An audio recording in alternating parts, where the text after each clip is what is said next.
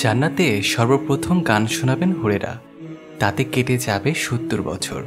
জান্নাতি বাতাস গাছের পাতার সাথে মিলিয়ে অপূর্ব এক বাজনা সৃষ্টি করবে, আর জান্নাতের হুরদের সাথে সুর মেলাবে। এমন মধুর বাজনা দুনিয়ার কেউ ইতিপূর্বে শোনেনি। সুরের মূর্ছনায় গোটা জান্নাত মুখরিত হয়ে যাবে।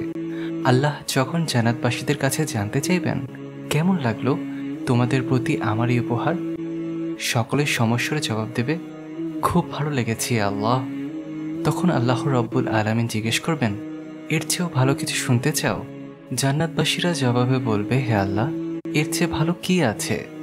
তখন আল্লাহ বলবেন, আছে, এর চেয়েও ভালো আছে।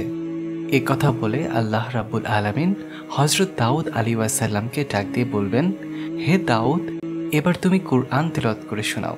এখানে উল্লেখ করা যায়, দাউদ আলাইহিসসালাম এর কণ্ঠ এতটাই মধুর ছিল যে তিনি যখন তেলাওয়াত করতেন তখন সমুদ্রের মাছও মনোযোগ দিয়ে তার তেলাওয়াত শুনত।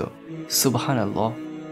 আল্লাহর আদেশ শুনে দাউদ আলাইহিসসালাম বলবেন, হে আল্লাহ, আমার কণ্ঠ তো দুনিয়াতে ছিল জাবুর শরীফে, আমি তো কখনো কুরআন তেলাওয়াত করিনি। আল্লাহ বলবেন, তোমার কণ্ঠ আবার ফিরিয়ে দিলাম, এবার তুমি কোরআন শরীফ শোনাও। হযরত দাউদ আলাইহিসসালাম কুরআনের সূরা আর রহমান শোনাবেন। জান্নাতবাসী মুগ্ধ হয়ে শুনতে থাকবে। দাউদ আলাইহিসসালামের তেলাওয়াত শেষ হলে আল্লাহ রাব্বুল আলামিন আবার জিজ্ঞেস করবেন, কেমন লাগলো? জান্নাতবাসীরা জবাবে বলবে, মারহাবা, খুব ভালো লাগলো।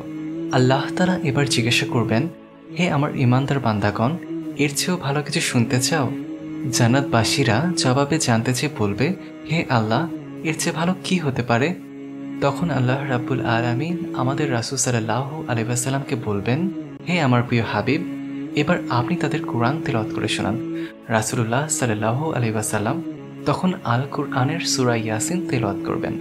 পুরো জান্নাত আনন্দে মুখরিত হয়ে যাবে আর ধ্বনি তুলবে, আল্লাহু আকবার, আল্লাহু আকবার।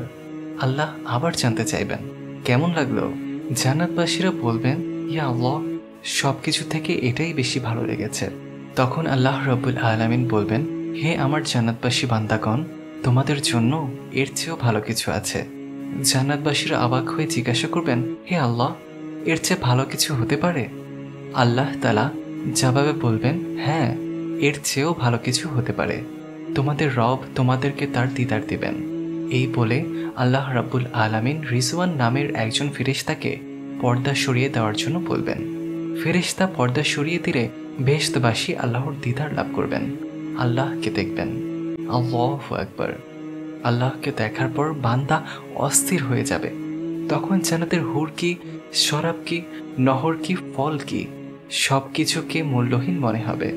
বান্দা বলবে, আল্লাহ কিছুই চাই না, শুধু আপনার দিদার চাই, আপনাকে দেখতে চাই। জান্নাতবাসীদের কাছে এর চেয়ে বড় উপহার আর কি বা হতে পারে? আল্লাহ আমাদেরকে জান্নাতবাসী হিসেবে কবুল করুন, আমাদেরকে তার দিদার নসিব ফরমান করুন, আমিন।